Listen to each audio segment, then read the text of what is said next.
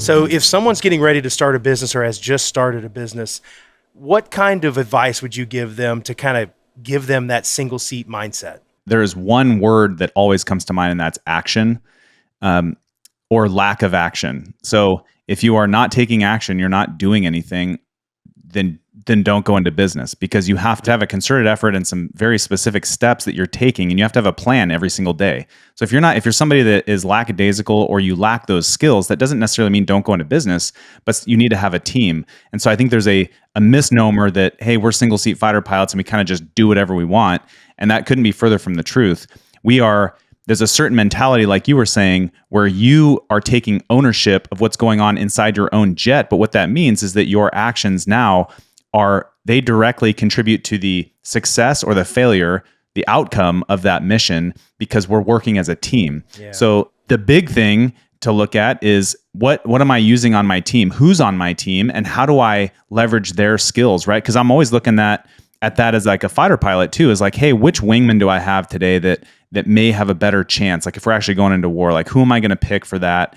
Who's better at so-and-so? Hey, this guy did something cool on the mission. I'm going to have him jump on the radio or drop a bomb over here, or they're going to commit on this group over there. So I think the kind of, to sum that up, is you need to have an action-based mindset.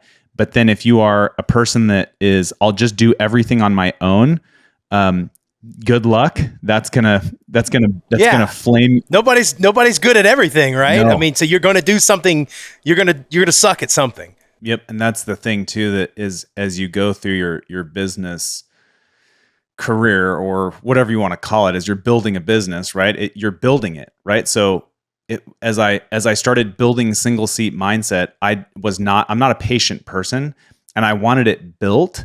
But building a business, building a website, writing a book, these are all things that take time.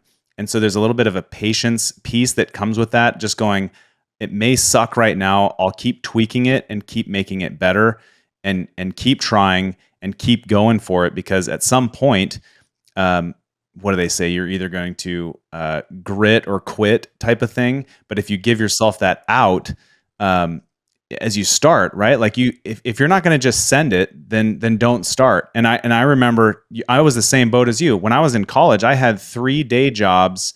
One of them was being a flight instructor eventually, right? But I was the head prep cook at a restaurant where I learned how to smoke dead animal like you're doing right now. Yeah. I worked at a golf course.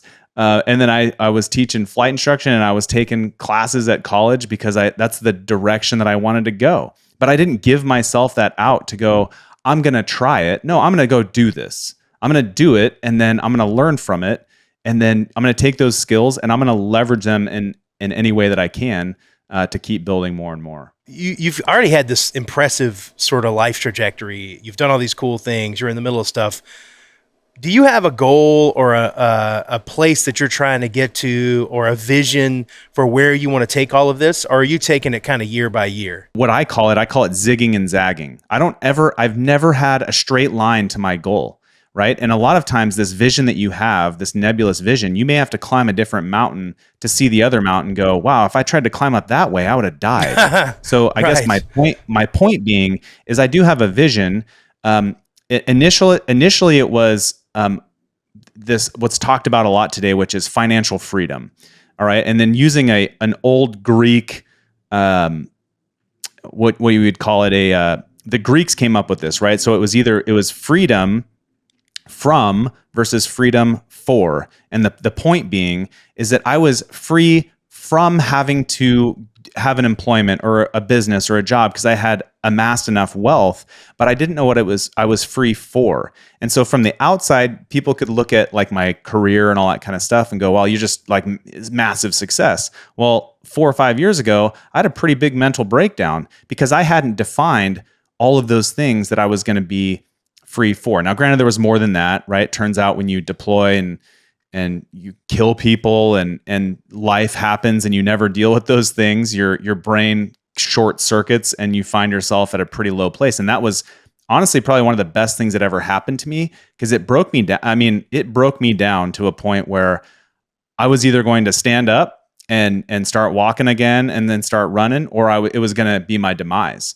right? And so that was that huge pain point in my life. And there's been a couple of times in my life that aren't that big, but those pain points taught me a very valuable lesson. Was I have this vision, but why? What am I free for? And my freedom for things now is to give back, to help raise my kids, and it just helped me align. Right. Yeah. So I think the vision, yes, I do have that, but it's more of like a, hey, in 20 years, I want to still be married. I want my kids to be able to come over. I want to be grandpa smoking dead animal on the smoker and having a good time, and you can come over and use my stuff. So that's kind of the bigger life vision is how do we share this so other people can use it, and it's not just all about me.